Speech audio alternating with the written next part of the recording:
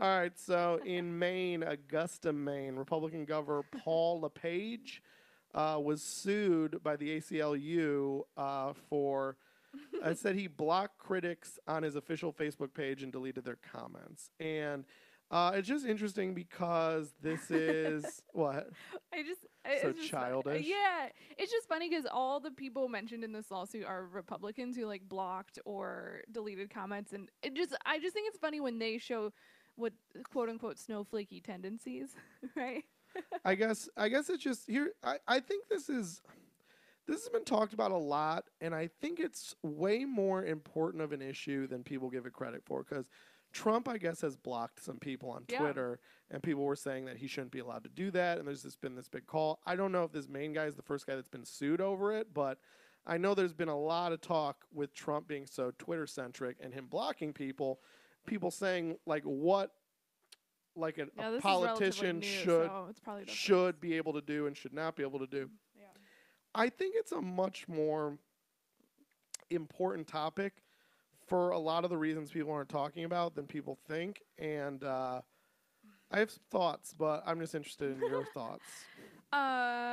So I'm definitely a Facebook comment deleter. On You my are. personal We personal talked about page. this on another episode, didn't we? I Yeah, kind of forgot until just Not now. on my like writer page, although no one ever comments on it unless it's like Facebook.com / what is it? Writer Jackie Manty? Yeah. No, it's Jackie Manty Writer. Jackie Manty Writer. But so on my personal page, Give her a like. yeah, I And some comments. delete comments I don't like and that piss me off, or because and we've talked about this before. Here's the difference, okay? It's because I think that is no good. It's not helpful at all to have like a comment. How many comment wars have you seen? And did they do anything to change your mind? They just made you feel uncomfortable and like, or like you got some like sick pleasure in like watching this fight, right? And no one ever changes their mind. No one ever really learns anything. It's dumb. It's just angry. So like I will delete. I've done this many times. Delete the comment. Send that person a message like, "Hey, I deleted your comment because." Like I just said, I think that it's not going to get anywhere and it's just going to cause a fight. But I would love to talk. I want to talk to you about it. And like we will either talk via Facebook message about how we feel about this issue. Because obviously I cared about it enough. I don't care. Well, and then it's like, well, then why are you commenting on it in the first place? Do you know what I mean? No, most of the time people back down and are super nice. They're pooping and bored. They're just pooping. But so that's why I do it, because like for me that is my space, and I would rather have, if we're gonna disagree, I mean I'm not, my page is not a forum for debate. It's how I feel. I will leave up things that I want to talk about, and if I disagree, I always message the person I comment to, or okay, that I but delete now them. you aren't a governor so now, or that's a what president. I was gonna say. I was getting there. I let you ramble for fucking Dude, hours. I'm man. leading the conversation. That's what you always. It's not like I said, "Here's my thought." I said, "So what do you think?" I think that I was getting there. I think that you are a politician. You are elected in. It's your page, and so basically, I'm in the camp that like they should not be deleting or blocking anyone. Here's why, though. It's because this is a new communications technique. Even this guy, whoever, I don't know, LePage, he even like commented to someone once that like he does Facebook Live events to like announce things because it pisses the journalists off. So they're making government policy announcements, or just, you know what I mean, just like actions as people who are elected by these constituents on their Facebook page. And then can you imagine if like Trump didn't do any more press conferences, which could happen because he just hates the press so much, and only announce things via Twitter? Like that's not a far off possibility. And what if you can't see that? I think that that's not fair and or respectful of your role as a really leader kind in of government. getting into why this is frightening and why more people need to be really upset, really nervous, and really start having meaningful discussions about the role of corporate technology firms in our democracy and in just our life in general. Because the thing is that the argument is Facebook, Twitter, these mediums are a connective medium. They're not your website where you just post information. It's a feedback channel, just like mail, just like the phone, just like a town hall event. Okay. So if this is now an extension of, or the new town hall, this is the new public square. Yeah. I'm a citizen. I get to say what I want. You have to listen to it. You can say what you want at me, and I can respond. And this is the new public square. And you have the responsibility as such. You can't censor. You must listen. Yeah. There's freedom and democracy in this space of Facebook and Twitter. Right. That's insanely frightening because you're saying that these two, now just two, Twitter and Facebook, so relative monopolies, and these billion-dollar corporate monopolies are now in control of our public space. That's kind of what scares me. And this is to me, here's the point. You say, hey, this Maine governor, you're a public official. This is a public page. This is how you're communicating with citizens now. The citizens should be able to engage with you. At least see it. That's blocking is what's scary. What have people been getting mad about? And again, people have not been getting mad enough because they don't agree with the people, which is why I'm about to rag on the stupid ACLU. Something I've only thought has been stupid the last 3 years of my life, which makes me sad. I don't understand what side you're on. I'm on this. It's not about sides even. Okay. I think this is so important right now to talk about because, like, Milo Yiannopoulos, he got banned from Twitter. Okay. So now you say, well, the governor shouldn't be deleting people off his page. That's a public forum. Well, what is quote unquote a public forum is controlled ultimately by a corporate monopoly who can choose who gets to go on that forum and who doesn't. So it's not free. It's private. It's not public. Because Twitter Facebook and could Facebook shut that page down anytime. They could shut you down. Yeah. That's my whole point is Milo Yiannopoulos is not on Twitter anymore. And what's the defense? Hey, they're a private company. They're allowed to set their own standards. Yeah, but he's not a politician. That's not the point. He can't. You just said, what if Trump blocked somebody, then they couldn't be part of the public sphere anymore? I mean, it would be alarming if you couldn't read his posts or announcements. Milo he can just get on Twitter and find. But my point is, what makes the First page. Amendment great is that you can go to the town hall and scream. You can write the congressman anything you want. You can post an article in a newspaper, anything you want. You can post something on the internet, anything you want. Like, you know, if it's on your personal page, like you pay for server space, you can post whatever you want. That's democracy. That's freedom of speech. But on that billion-dollar corporation that is a monopoly over this certain space, a relative monopoly, if you post something they don't like, or they possibly even think that it would make them seem bad to not like it or not seem to not like it, they can delete your account. So it's not public. It's not free. It's not public. Facebook and Twitter aren't public spaces. They're private spaces. Okay.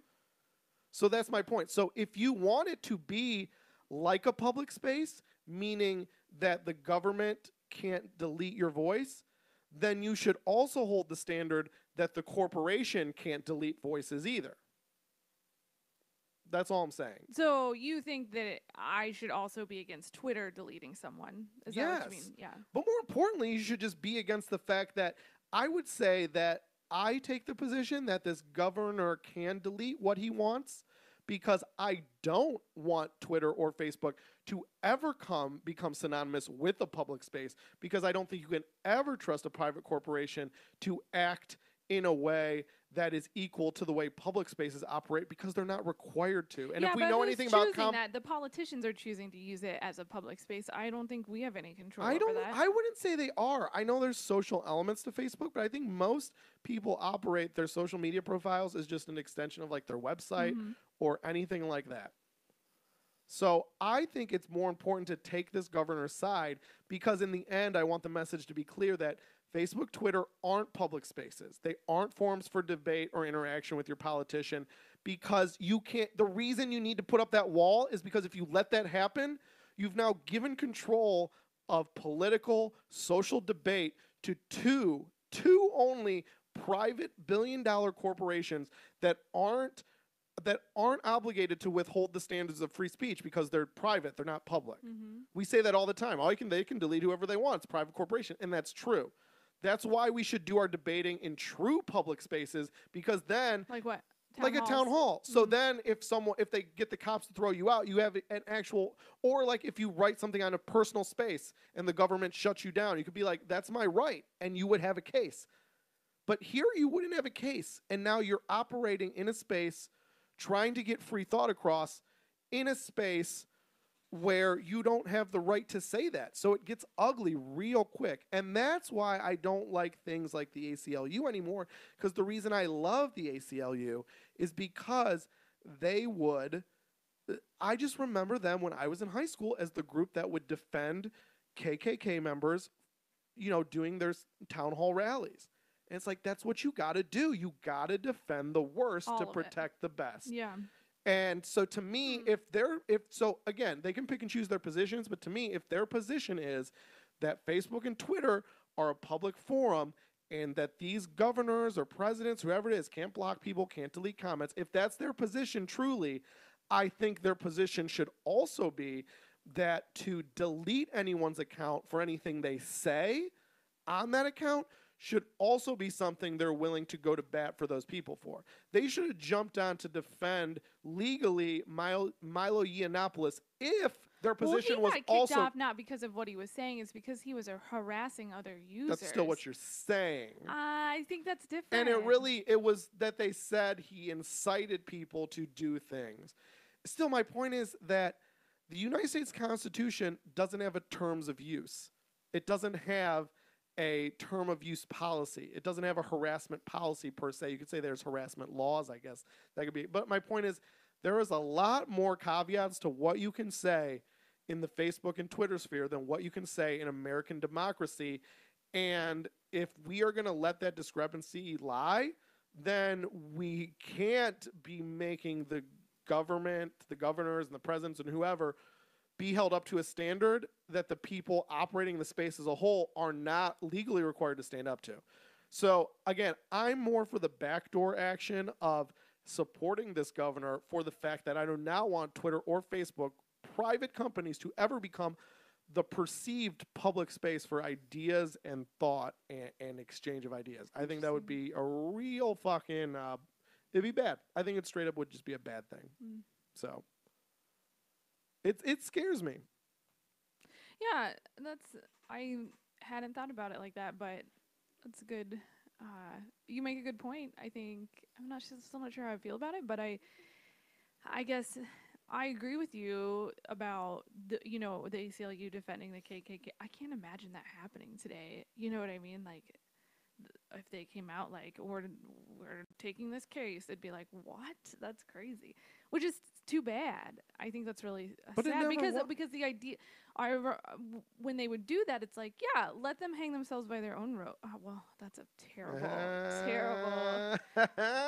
word to use there. But letting them show their hatred, then it didn't marginalize that hate, and there was less of it because people saw that and were like, that's fucked up, man. I'm not, yikes. Like, I'm going to stand on the corner of the, and behind the people who are defending their right to say it, but not what they say. But also, so, so I feel like if you,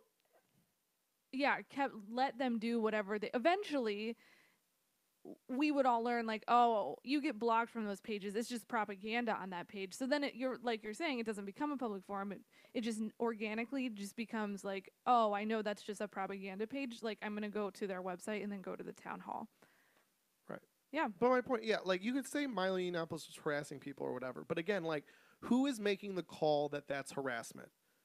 Twitter executives or someone at Twitter, someone that works for Twitter, not a judge, not a jury of your peers, not the president, not the electorate through vote.